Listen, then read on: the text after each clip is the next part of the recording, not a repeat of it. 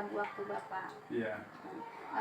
Maksud saya datang ke sini Pak, saya memohon izin kepada Bapak untuk mendesiminasikan tugas saya modul 1.4 pada CGP ini Pak. Ya, di sini saya ingin meminta Bapak dan bersama teman-teman minimal 10 orang Pak untuk mempresentasikan tugas saya ini Pak. Di sini juga ada rentang waktunya hingga 28 Agustus ini. Kira-kira tanggal berapa saya bisa Pak? Jadi langsung saja karena sekarang ada kesibukan yang lain lagi bulan ini, maka kalau dilihat waktunya tinggal hari Kamis ya, tanggal 21 Agustus. Tanggal 22. Tanggal 22 Agustus ya. Ya Pak. Ya, Pak. Berarti saya bisa melakukan tugas saya ini pada tanggal 22 hari Kamis depan ya Pak ya. Baik, terima kasih ya Pak. Iya.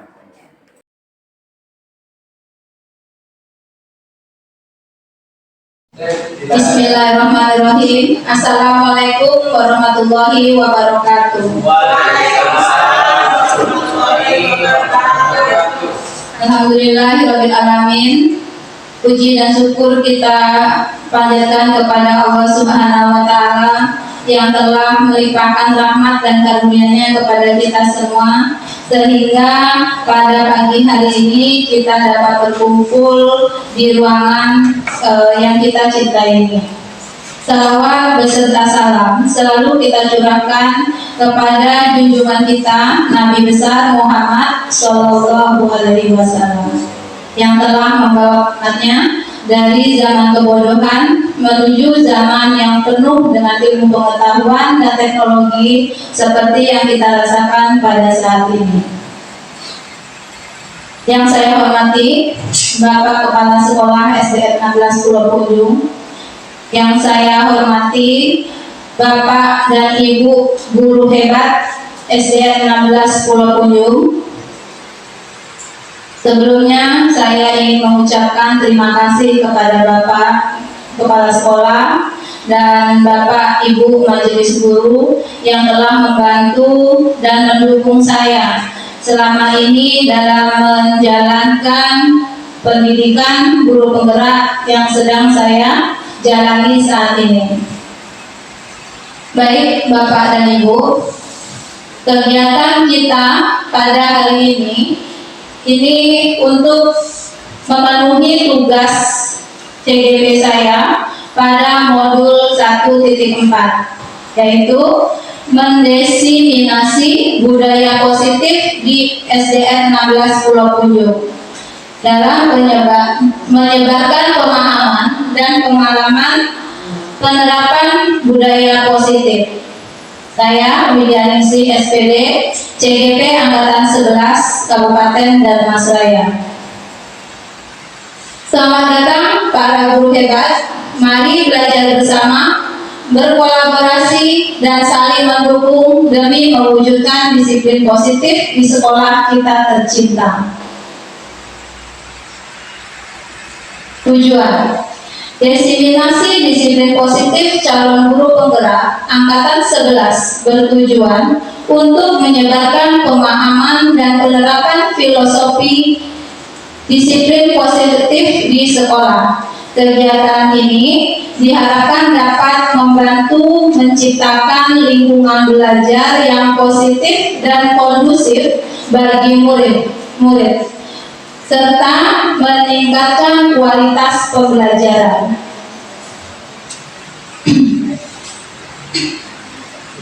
Selanjutnya, budaya positif.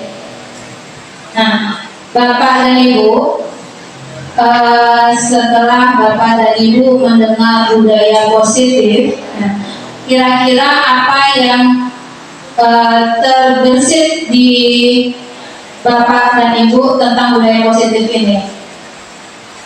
Budaya positif, kebiasaan yang baik. Kebiasaan yang baik, ya Bu Ratna, terima kasih. Ada yang lain? Pak Zul, budaya positif itu apa Pak?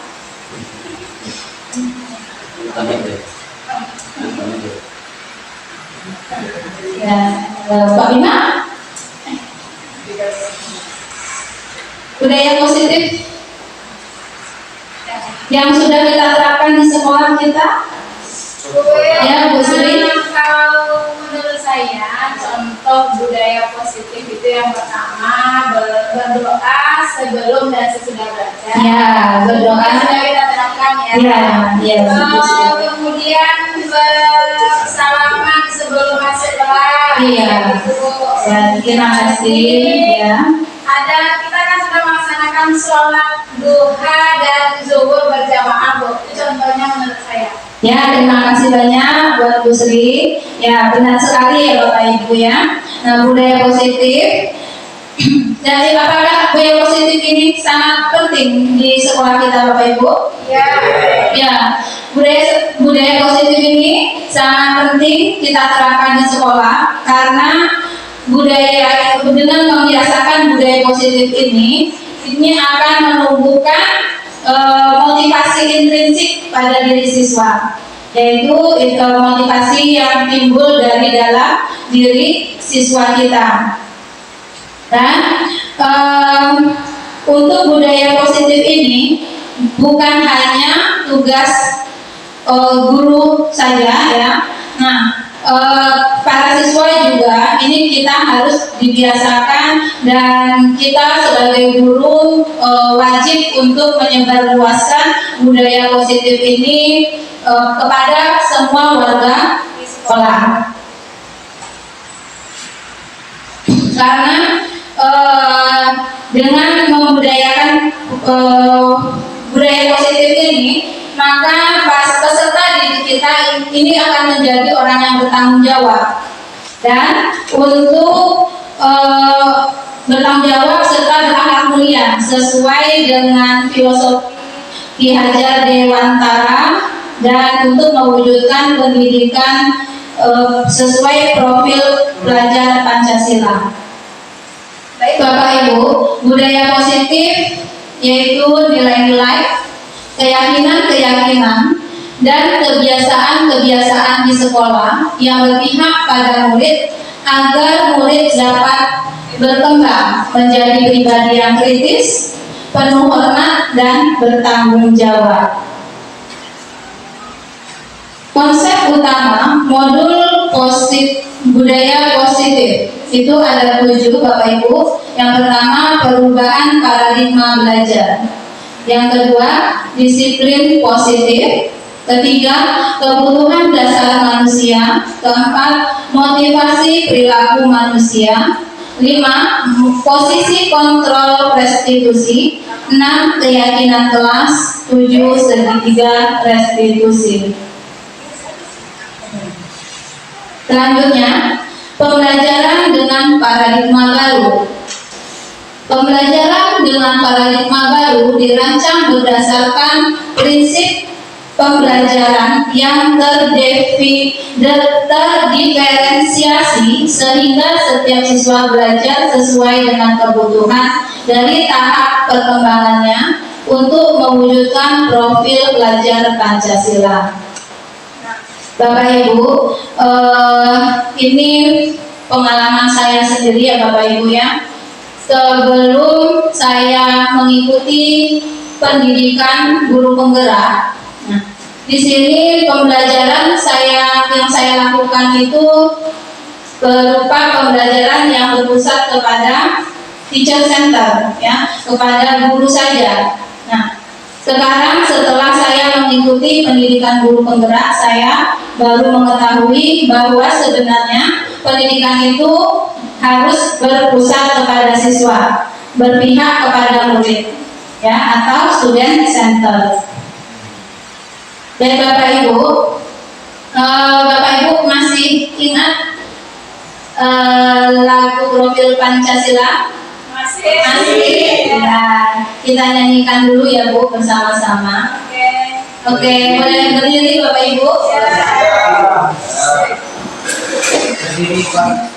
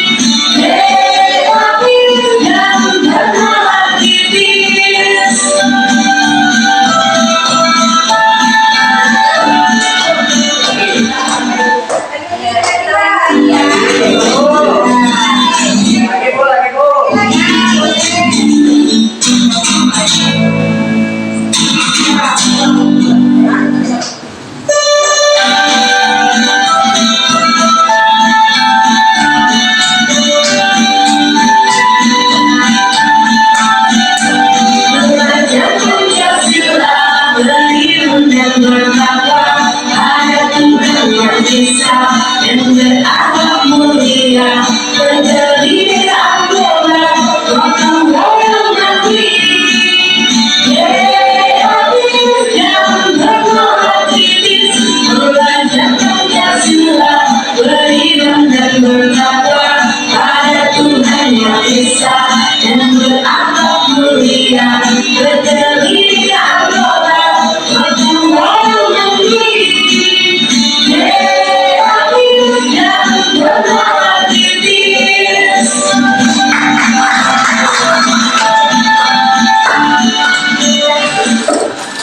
Terima kasih Bapak Ibu.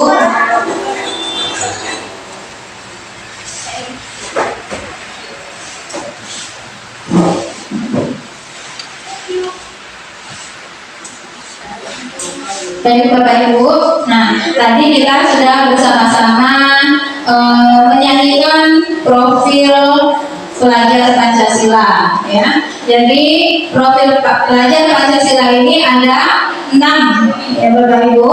Yang pertama, beriman dan bertakwa kepada Tuhan yang Maha Esa dan berakhlak mulia. Nah, untuk yang pertama ini, apakah sudah kita terapkan Bapak Ibu di sekolah kita? Sudah, insya Allah sudah ya Bapak Ibu.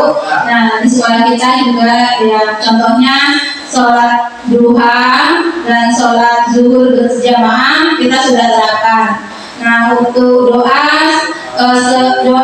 sebelum dan sesudah belajar juga kita sudah membiasakan kepada peserta didik kita. Yang kedua, berkebinekaan global. Berkebinekaan global di sini di daerah kita ini Bapak Ibu, nama daerah kita itu Bukit Mindawa ya Bapak Ibu ya. Nah, nama desa kita Bukit Mindawa itu artinya penduduknya itu ada yang suku Minang, Sunda dan Jawa. Nah, dari nama daerah saja kita sudah bisa menyatukan berbagai suku ya. Nah, itu. Jadi kita juga di sekolah sudah menerapkan berkebinekaan global ini. Yang ketiga, gotong royong. Untuk gotong royong kita juga sudah sering ya melaksanakan gotong royong di sekolah.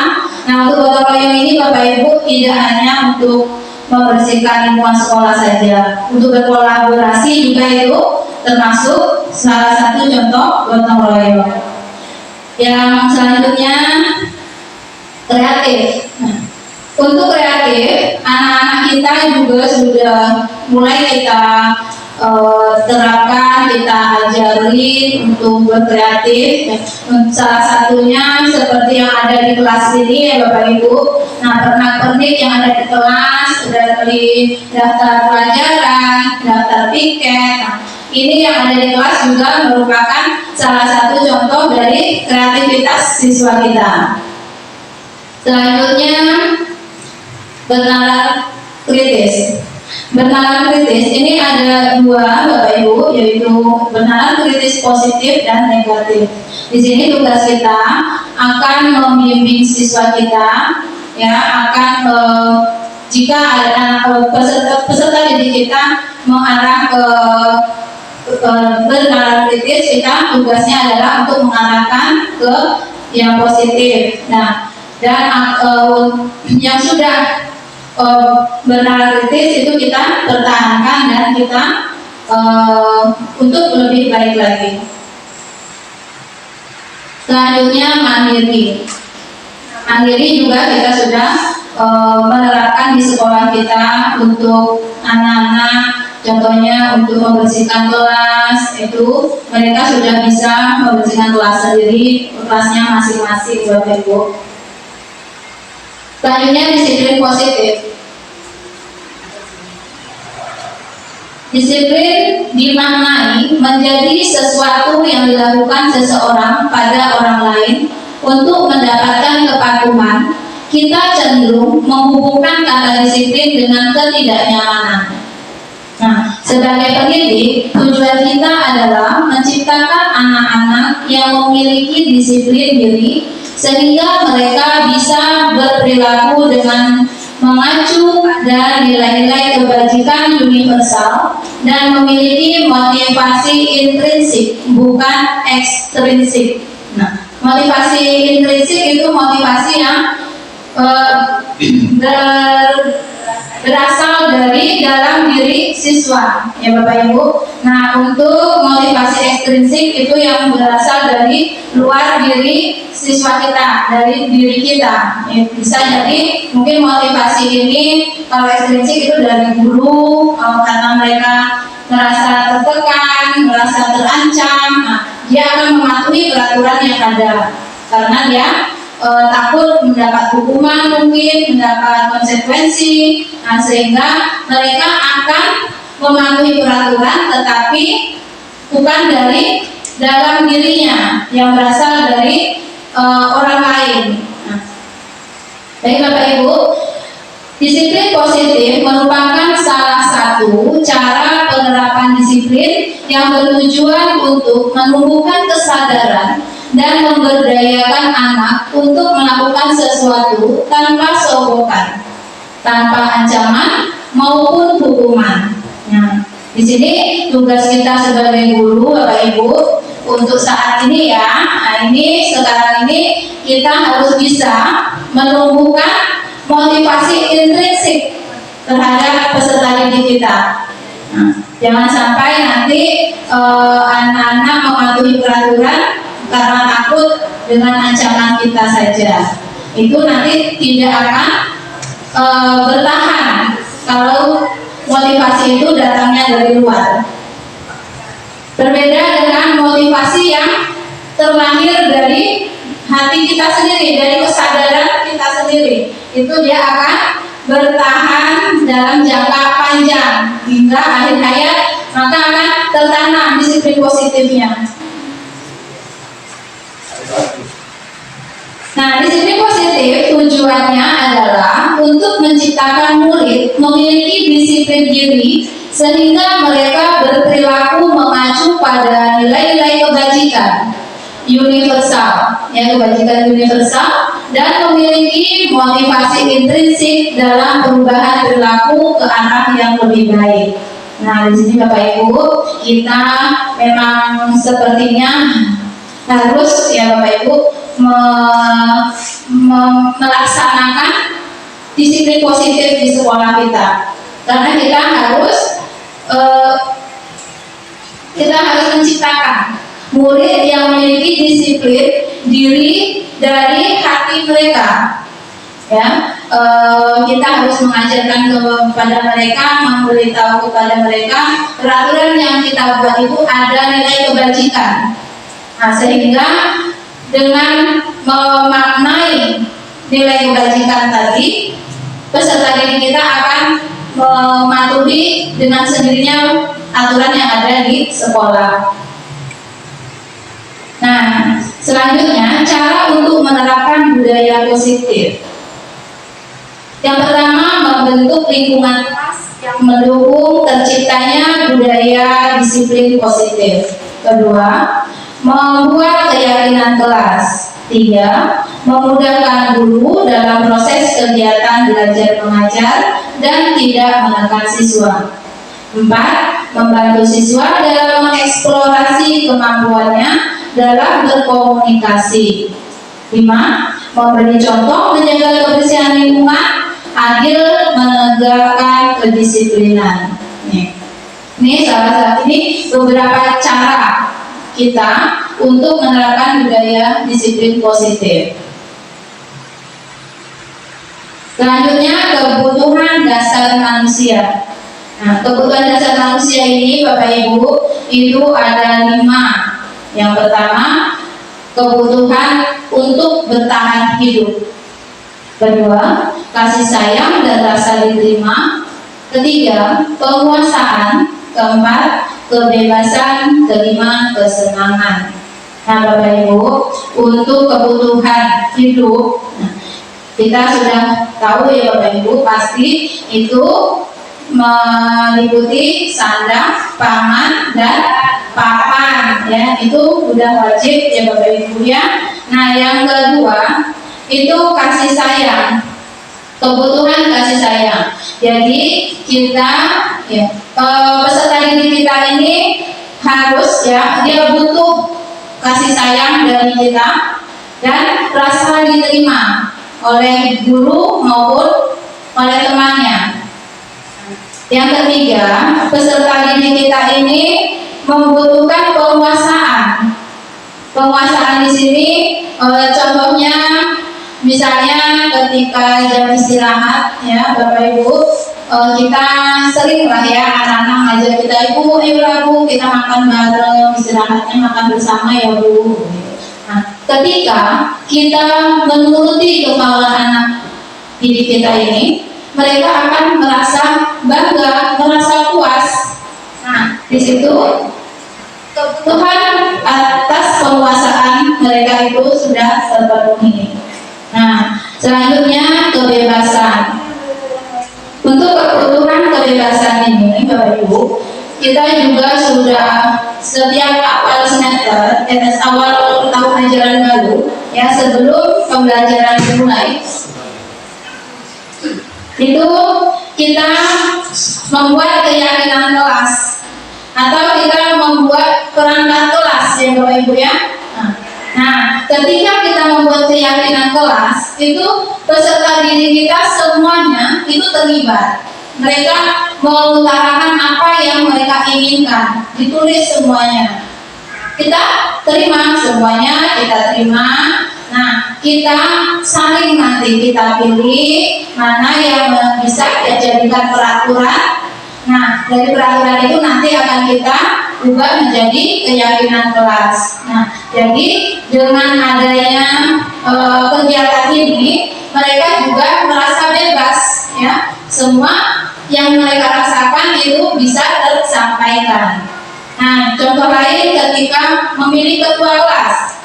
Nah, semua peserta didik kita silakan kita tawarkan siapa yang mau jadi ketua kelas. Nah, nanti semuanya kita terima. Nah, tetapi kita jelaskan sama siswa tidak mungkin ketua kelas ada sebanyak ini gitu ya Bapak Ibu.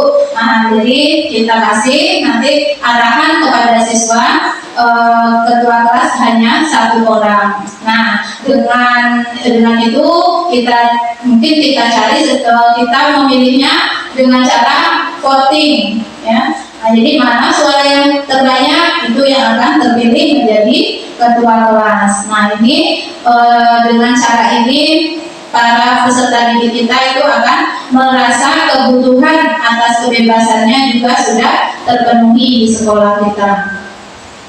Selanjutnya untuk kesenangan, kebutuhan kesenangan itu kita bisa lihat dari siswa kita, ya. Mereka bisa bermain bebas di sekolah kita ketika jam istirahat, mereka bisa bersenda gurau, mereka bisa tertawa bersama teman-temannya.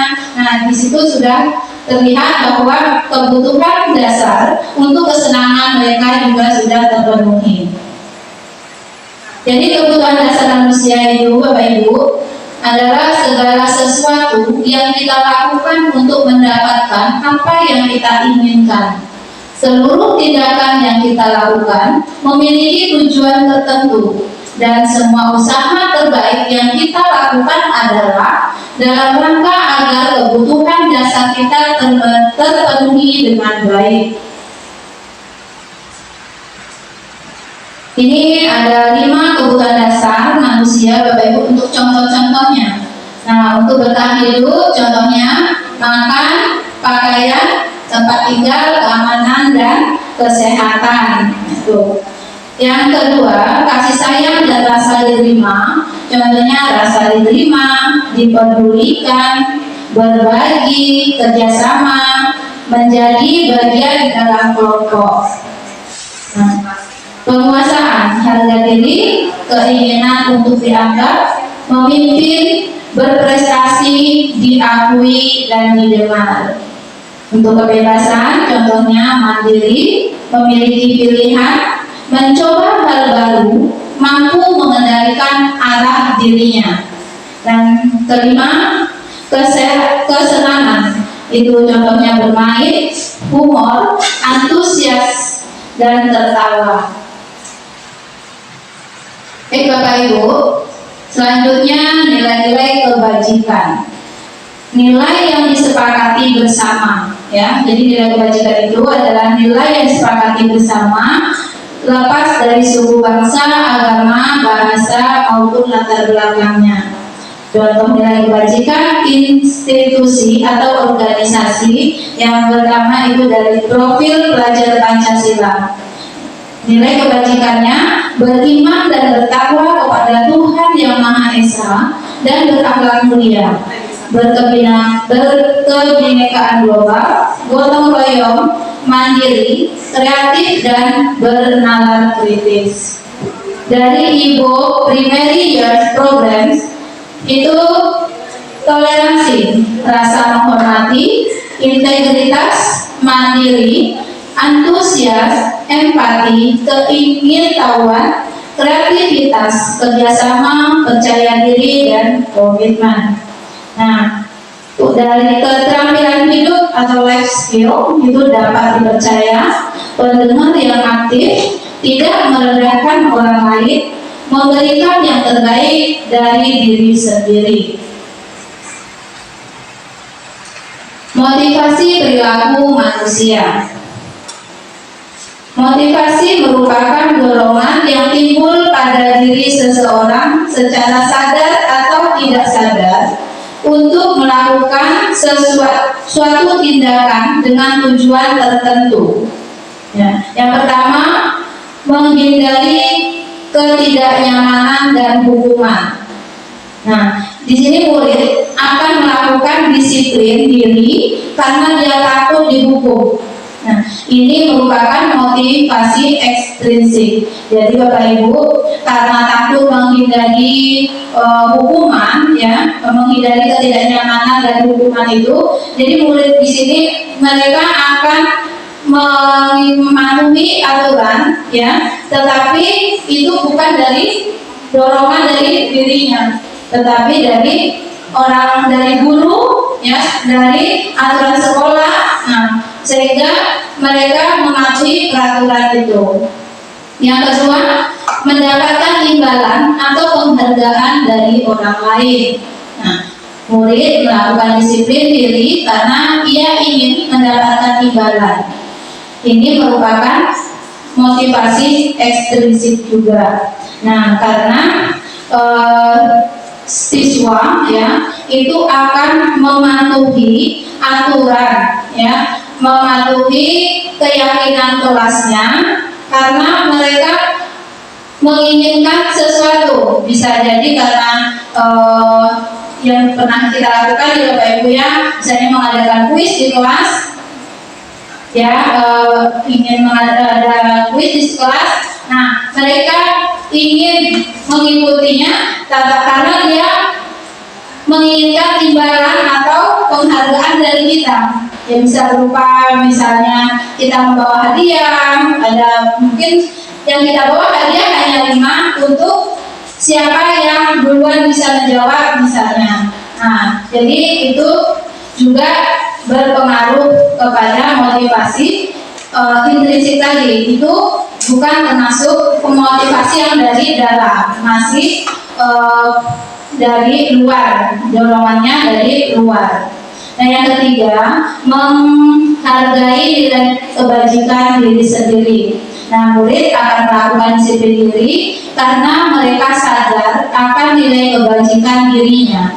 Ini merupakan motivasi intrinsik. Nah, di sini ini sekarang ini Bapak Ibu yang harus kita lakukan itu menghargai nilai-nilai kebajikan diri sendiri. Kita harus memberikan arahan kepada anak-anak dan kita memberitahu nilai-nilai kebajikan dari aturan yang kita buat, dari keyakinan kelas yang kita buat. Nah, ini nilai kebajikannya. Dengan itu maka anak-anak juga akan mematuhi keyakinan kelas tersebut. Berikutnya, konsep disiplin gagal. Konsep disiplin dengan identitas gagal. Pertama itu hukuman. Hukuman itu menyakitkan ya Bapak Ibu, ya. Nah, tidak nyaman, takut, memaksa, murid akan menyembunyikan kesalahannya. Ya, ini modelnya juga paksaan Bapak Ibu hukuman ini. Nah, selanjutnya hukuman ini juga tidak terencana pada siswa kita. Tiba-tiba murid tidak tahu apa yang terjadi atau tidak dilibatkan, bersifat satu arah, hanya dari guru saja, dan berupa hukuman fisik maupun psikis. Ya, sifatnya ini negatif ya Bapak Ibu, dia gagal ya, negatif. Apa Bapak Ibu pernah melakukan disiplin yang hukuman ini? Pernah ya Bapak Ibu ya? Bisa Ibu Mus menceritakan?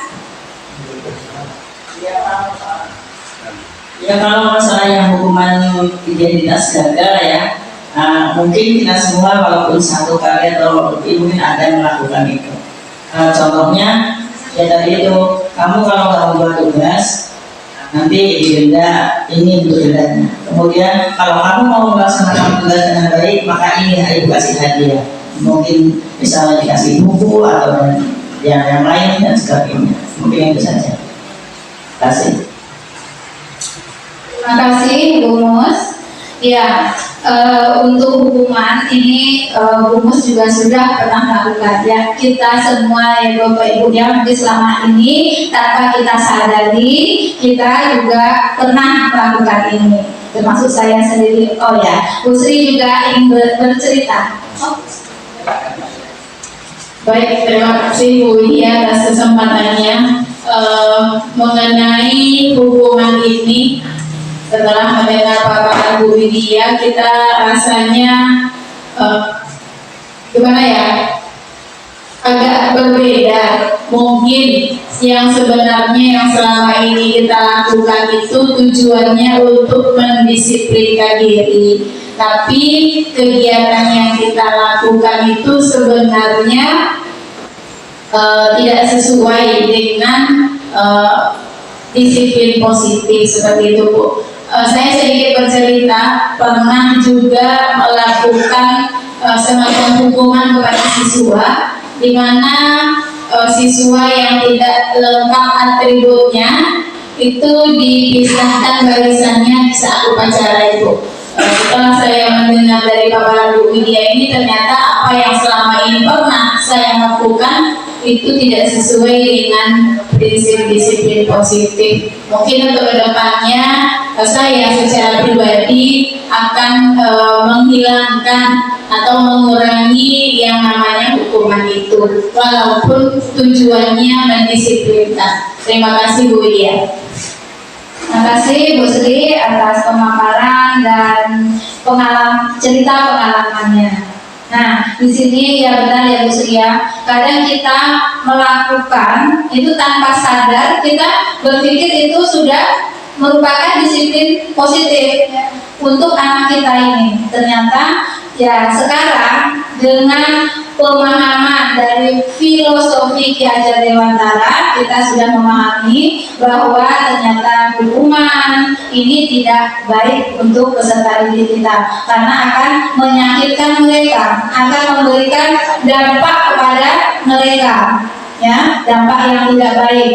Nah, kita juga Bapak Ibu mungkin dengan adanya kita menghukum anak seperti itu, mungkin anak-anak akan merasa dendam sama kita di hati mereka. Nah, akan tertanam belajar sama Bu Sri itu, ujian itu dihukum, dikit-dikit dihukum ya Bu Sri ya. Nah, jadi kita juga nggak mau kita dicap jelek ya, negatif sama peserta didik kita setelah mereka lepas dari sekolah kita ini. Nah, yang kedua, konsep disiplin dengan identitas gagal yaitu penghargaan. Nah, di sini juga Bapak Ibu, ini kita berbagi ilmu yang telah saya dapatkan ya Bapak Ibu selama di guru penggerak. Ternyata selama ini ya, saya juga dulu sekolah Bapak Ibu ya, zaman saya sekolah dulu ya hingga saat ini, nah ya sehingga kemarin inilah kita masih di sekolah kita juga masih memberikan penghargaan kepada peserta didik kita yang mendapatkan nilai yang tertinggi di setiap akhir semester. Nah, kita adakan rankingan, juara 1, juara 3, kita umumkan di halaman, dikasih hadiah bagi yang juara ya Bapak Ibu. Nah, ternyata penghargaan ini Bapak Ibu ini bersifat ini negatif dan peserta didik kita, karena dia memiliki dampak yang kurang baik. Di antaranya penghargaan itu tidak efektif, ya.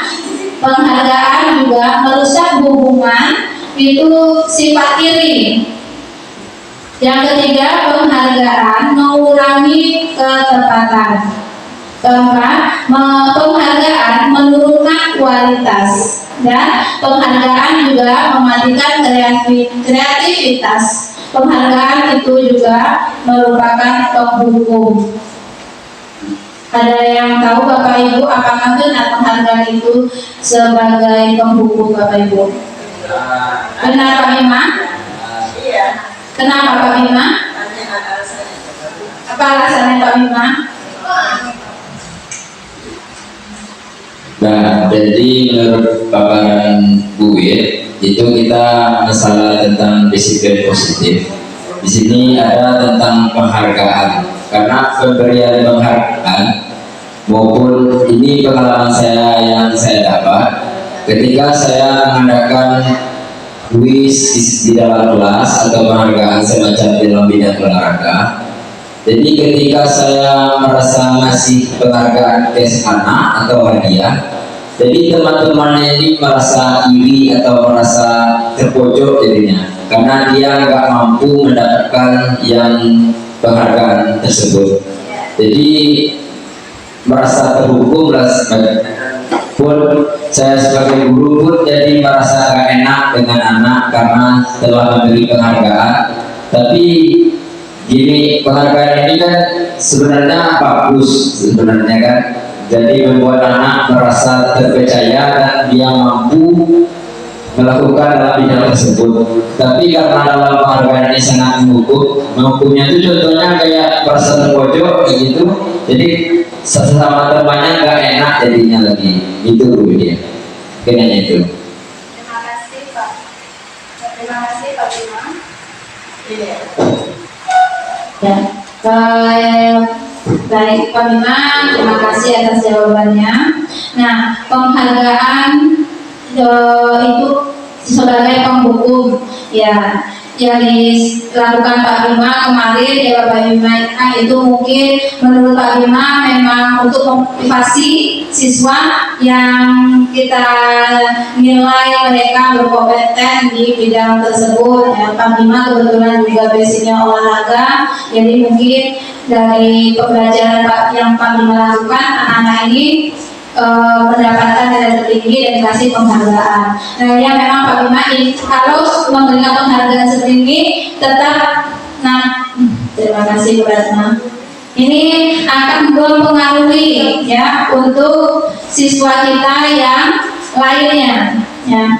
Dan menghukum ini juga mungkin terjadi kepada siswa yang pintar itu Pak Bima.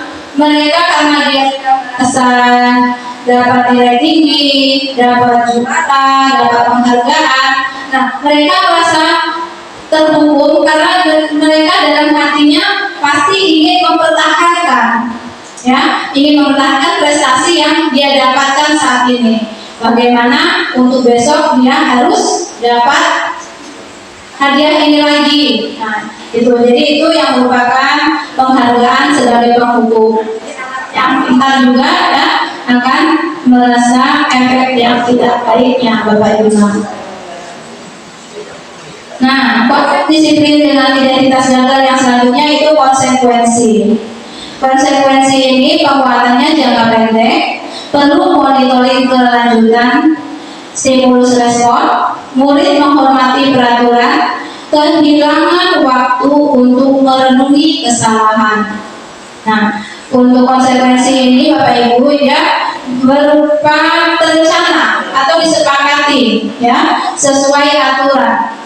Kita sebelum membuat konsekuensi kita pasti sudah melakukan menanyakan kepada siswa. Nah, contohnya di kelas kita kalau ada yang tidak membuat PR akan ada konsekuensinya ya. Misalnya jaga buku atau membuat atau membersihkan toilet ya. Nah itu merupakan konsekuensi. Nah itu membuat murid kita ini tidak nyaman. Nah juga dengan konsekuensi ini anak merasa kalau dia selalu dimonitoring oleh guru, selalu diawasi. Jadi mereka tidak merasakan kebebasan lagi. Nah, untuk konsekuensi ini sifatnya adalah netral. Selanjutnya Bapak Ibu, ini yang kita lihat self disiplin dengan identitas yang berhasil, yaitu restitusi. Restitusi ini merupakan proses menciptakan kondisi bagi murid untuk memperbaiki kesalahan, ya. Proses kolaborasi yang mengajarkan murid untuk mencapai solusinya sendiri. Nah, dengan restitusi, murid bertanggung jawab untuk perilakunya. Fokus pada pemecahan masalah jangka panjang. Murid menghormati dirinya dan orang lain. Teori kontrolnya, dirinya yang memegang kontrol. Nah, murid bersemangat memperbaiki kesalahan.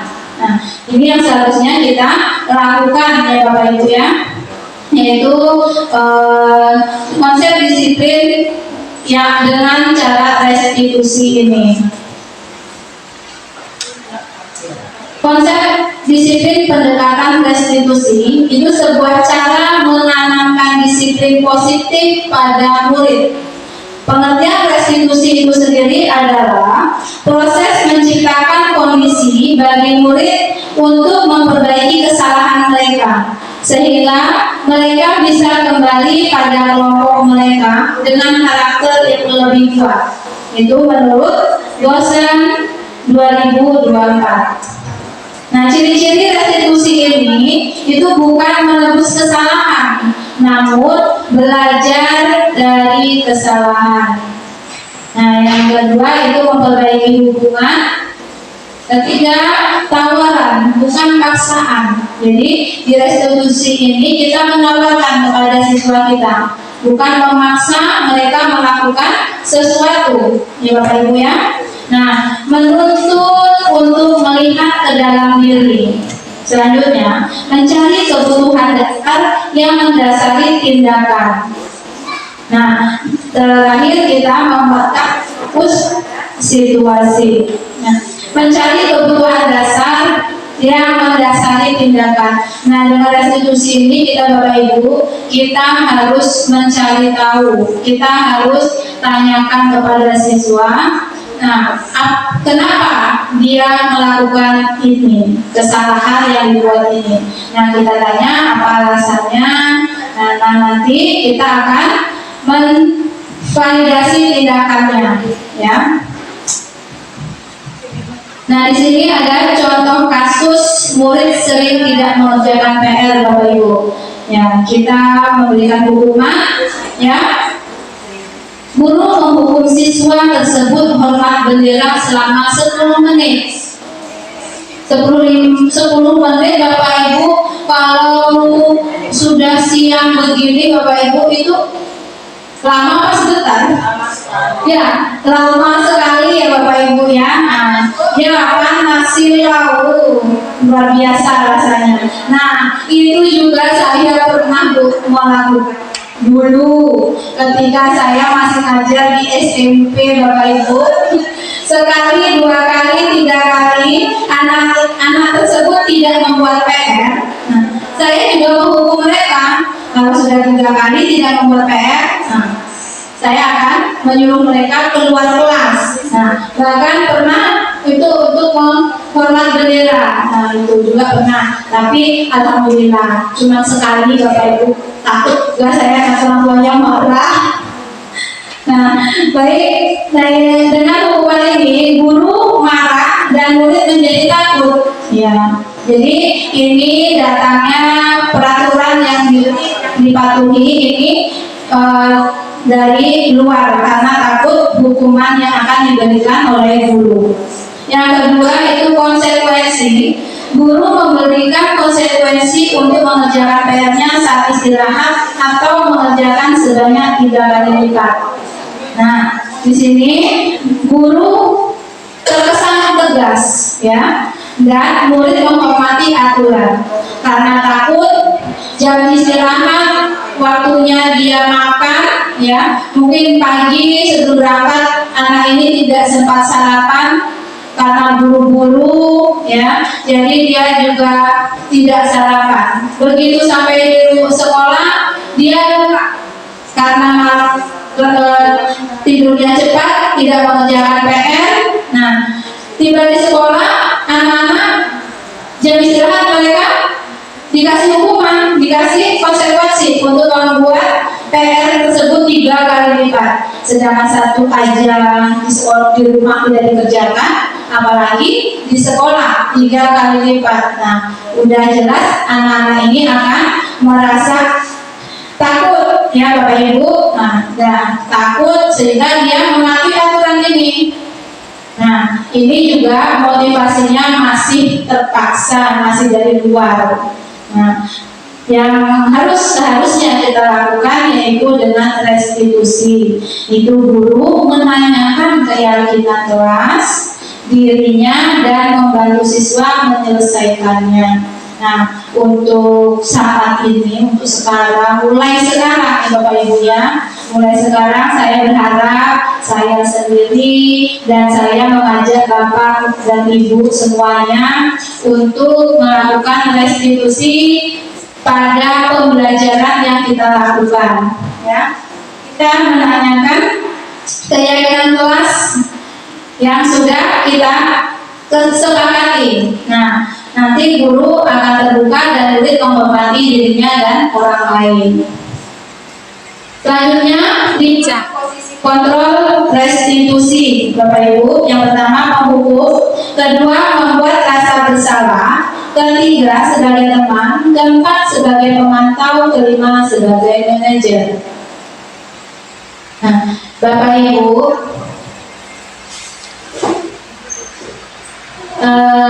contoh penerapan 5 posisi kontrol. Maaf ya Bapak Ibu, saya duduk karena kecil. Iya. Saya yang cover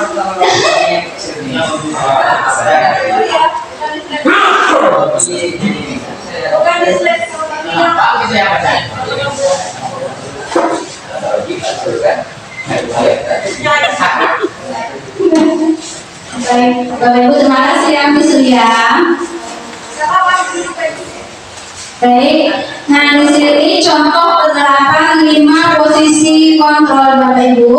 Posisi kita sebagai guru ini nanti kita akan pahami ya masing-masing kita. Kita di sini posisinya sebagai apa? Yang sudah kita lakukan itu sebagai apa ya? Yang pertama itu sebagai penghukum.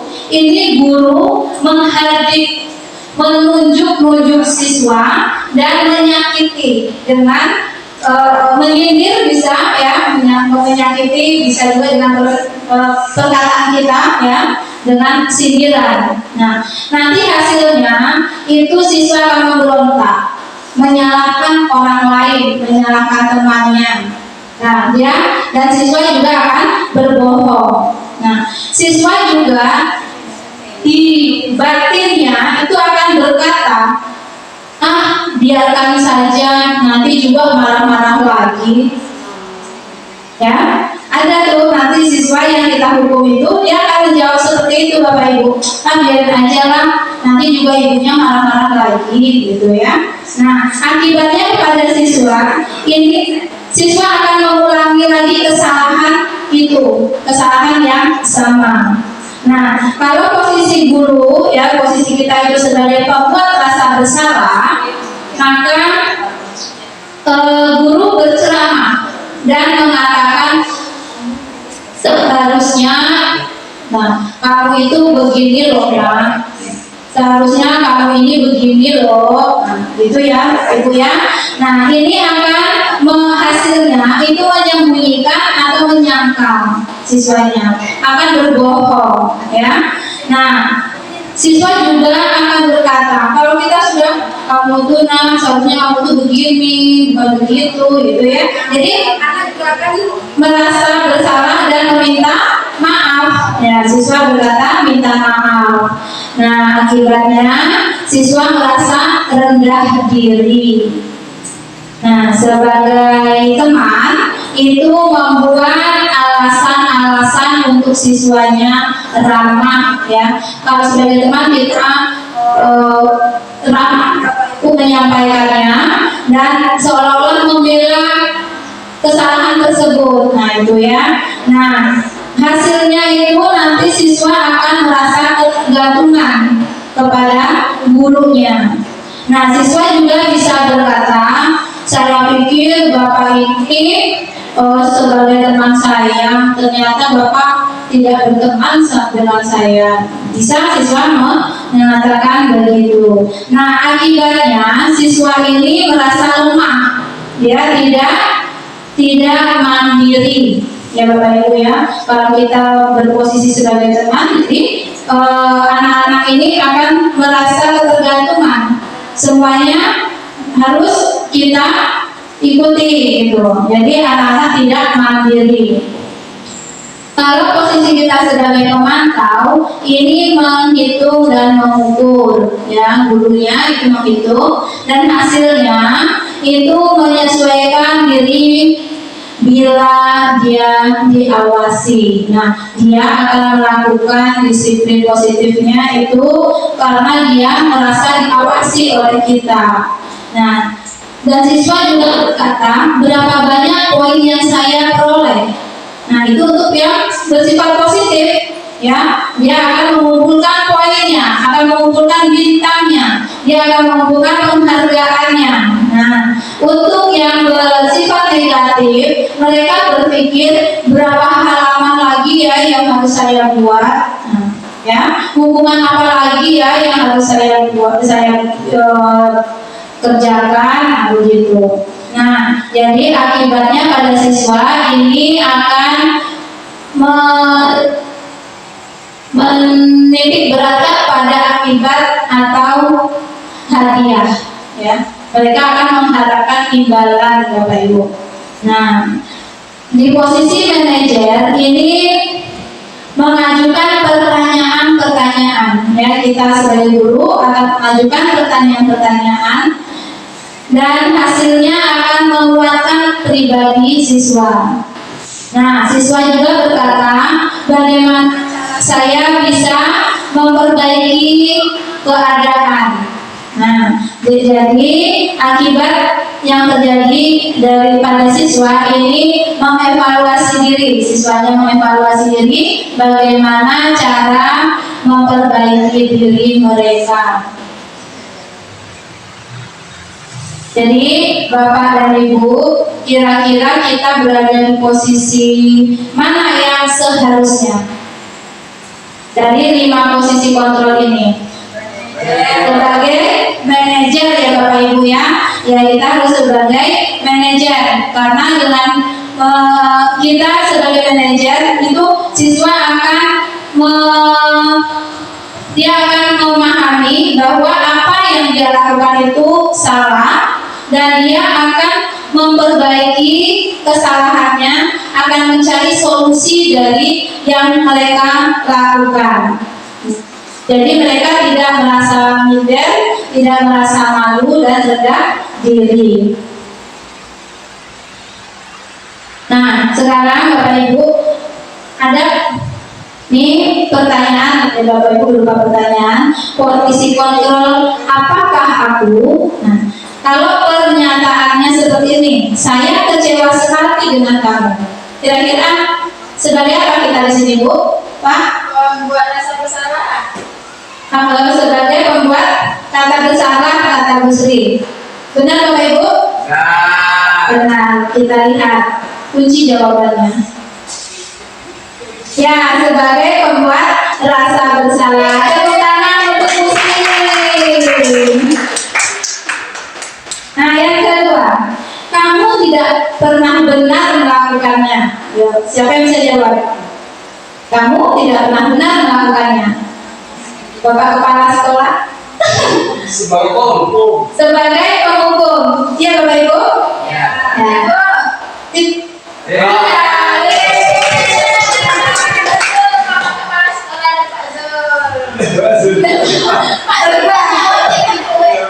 Baik, makasih Pak Zul. Baik, sekarang ayolah lakukan demi Bapak, demi Ibu. Kira-kira kita sebagai apa Bapak Ibu? Sebagai teman? Sebagai teman. Iya, karena ada ayolah kita bisa menjadi teman ya, mengajak siswa tersebut. Iya, tepuk tangan dulu untuk Bu Ratma.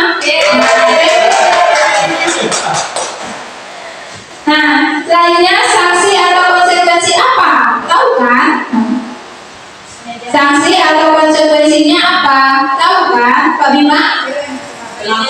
Pemantau. Iya, sebagai pemantau. Iya, betul.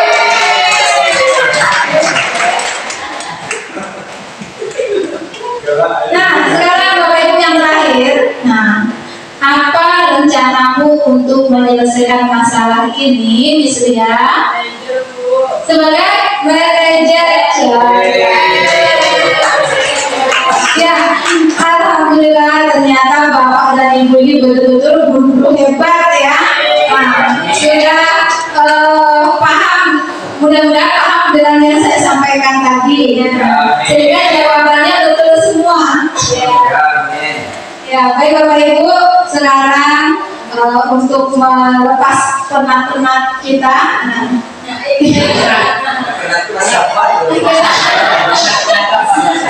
Kita speaking dulu. Ya.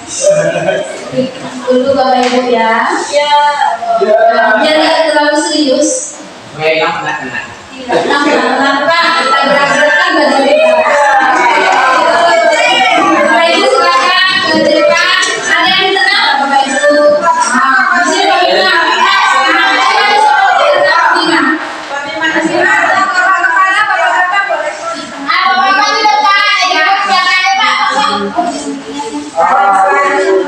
Saya masih benar kok, ini aja.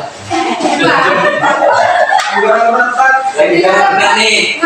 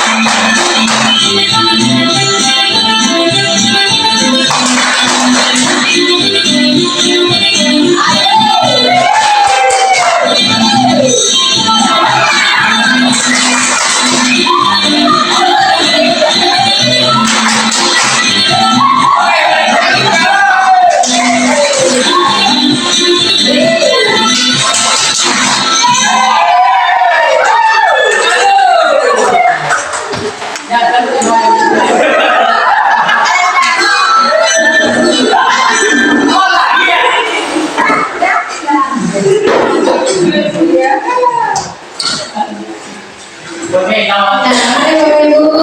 Nah, bagaimana rasanya sudah breathing? Semangat lagi, hilang ngantuknya ya Pak. Ya, hilang ngantuknya. Ya, sambil semangatnya boleh Bu. Baik Bapak Ibu, selanjutnya keyakinan kelas ya. Mengapa keyakinan kelas dan mengapa tidak peraturan kelas Bapak Ibu? Nah, di sini ada dua pertanyaan. Mengapa kita memiliki peraturan tentang penggunaan helm pada saat mengendarai kendaraan roda 2 atau motor? Yang kedua, mengapa kita memiliki peraturan tentang penggunaan masker dan mencuci tangan setiap saat? Apakah Bapak dan Ibu bisa menjawab pertanyaan yang dua ini?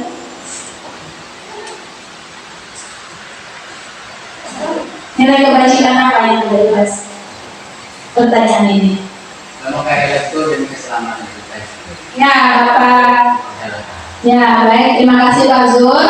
Ya, nomor 1, penggunaan helm ini nilai kebajikannya yaitu untuk keselamatan diri kita. Ya, jadi kalau siswa kita tahu nilai kebajikan dari peraturan kita, dia akan melaksanakannya tanpa kita perintahkan lagi ya, dari kesadaran diri siswa tersebut. Nah, yang nomor 2 kira-kira kebajikannya Bapak Ibu? Menggunakan masker dan mencuci tangan setiap saat. Keyakinan kesehatan. Iya, keyakinan untuk ya kesehatan diri ya Bapak Ibu ya. Nah, juga ini akan dilakukan oleh siswa jika mereka tahu nilai kebajikannya. Nah, keyakinan kelas adalah seseorang akan lebih tergerak dan bersemangat untuk menjalankan keyakinannya daripada hanya sekedar mengikuti serangkaian peraturan tertulis tanpa makna. Murid-murid pun demikian. Mereka perlu menemukan dan memahami arti sesungguhnya tentang peraturan-peraturan yang diberikan. Apa nilai-nilai kebajikan di balik peraturan tersebut? Apa tujuan utamanya? Sehingga tidak hanya sekedar mengikuti serangkaian peraturan-peraturan yang mengatur mereka tanpa memahami tujuan mulianya. Kegiatan membuat keyakinan kelas, ya Bapak Ibu. Yang pertama itu guru bersama siswa itu membuat keyakinan kelas. Jadi kita di kelas mengajak siswa kita ya untuk membuat keyakinan kelas. Yang pertama kita berdiskusi tentang peraturan dulu. Apa kira-kira peraturan yang harus kita lakukan di kelas kita ini? Ya, setelah ada beberapa peraturan dari siswa, itu kita rumuskan dan peraturan tersebut kita jadikan keyakinan kelas. Jadi peraturan itu berasal dari siswa kita, bukan dari kita sebagai guru ya Bapak Ibu ya. Nah, setelah kita rumuskan dan menjadi keyakinan kelas, nah tugas kita itu menempelkan keyakinan kelasnya di kelas kita masing-masing.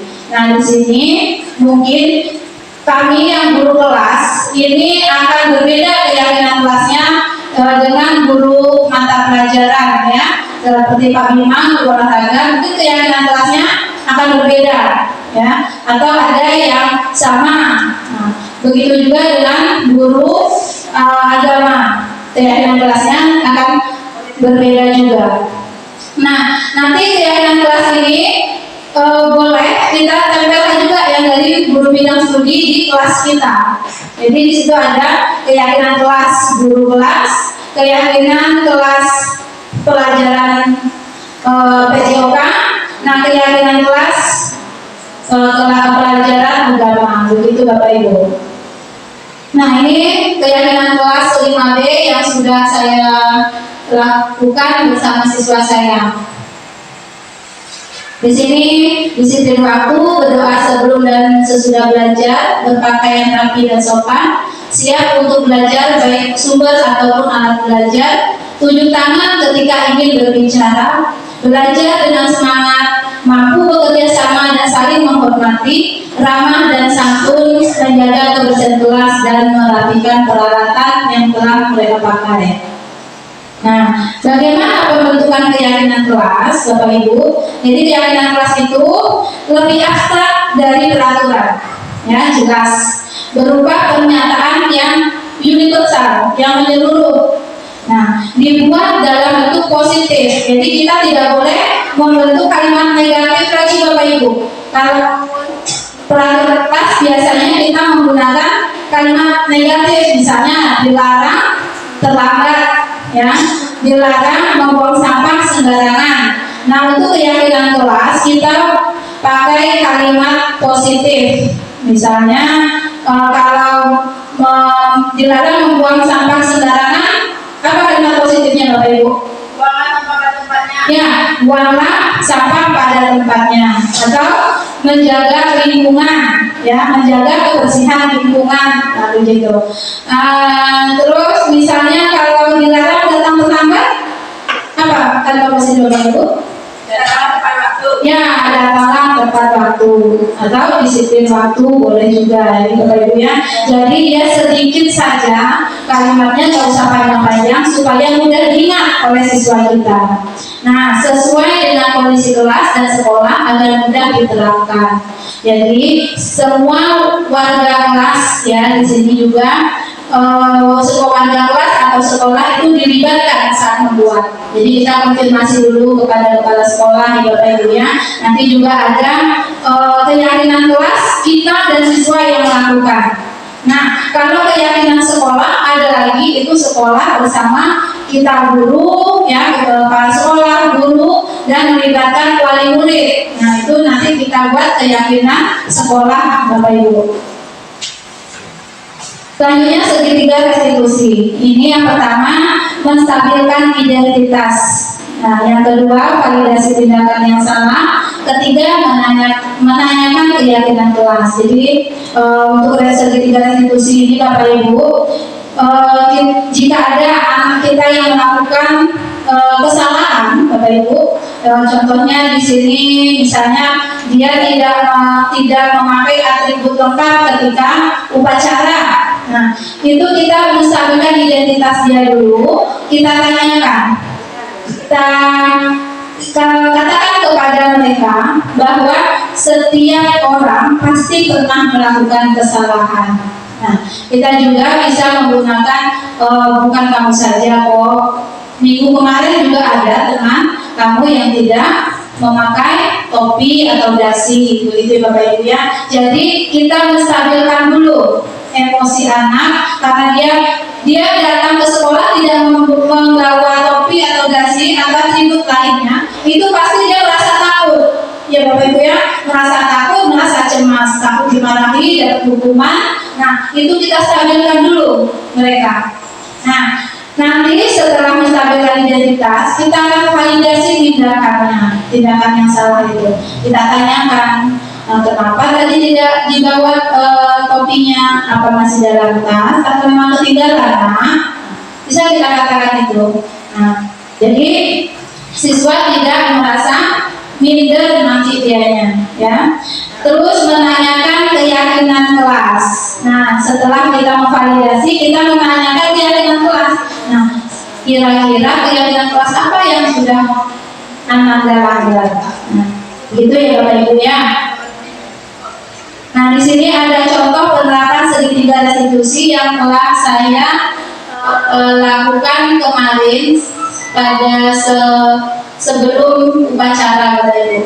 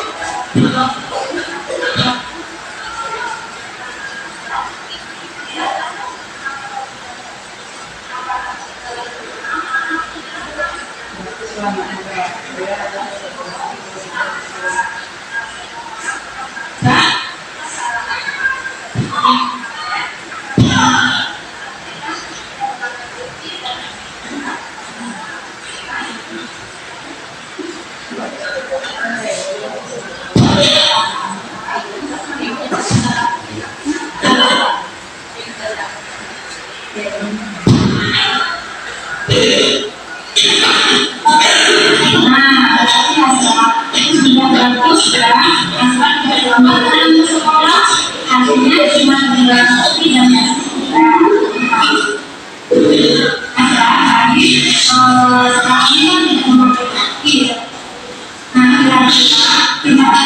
ini mengambil yang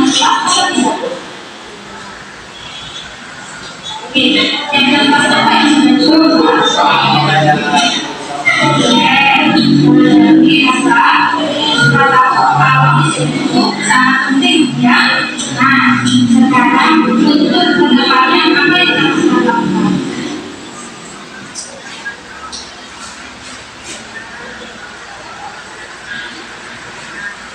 Kayak apa? Bagus ya. Jadi asal sudah memperbaiki kesalahan asal, maka menjadi orang seperti apa?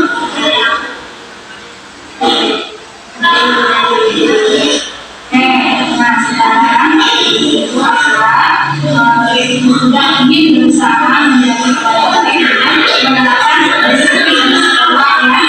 Jadi sekarang kita kembali kepada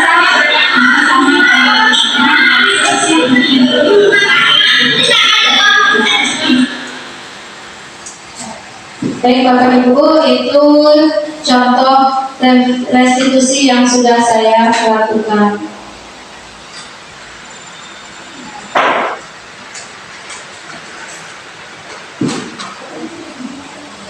Nah, untuk penutup,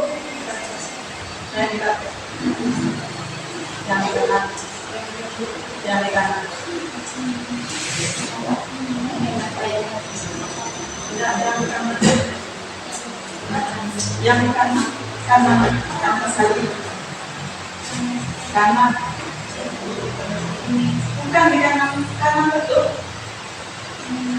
kalau itu ke bawahnya ini kanan di atas ya atau sini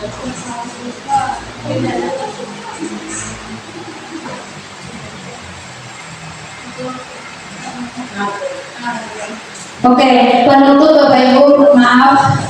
Dalam menerapkan program disiplin positif, yang guru memiliki standar kepribadian profesional dan sosial yang dimana guru mampu berefleksi pada posisi kontrolnya saat ini, bagaimana perjalanan dirinya sebagai seorang among atau posisi manajer untuk murid-murid menjadi insan sendiri. Mereka mandiri, merdeka, dan jawab ya standar nasional pendidikan.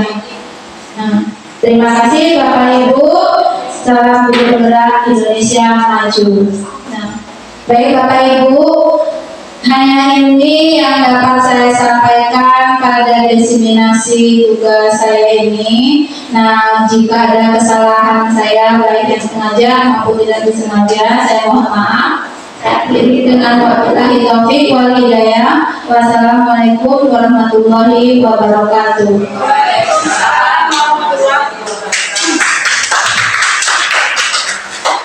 Oh.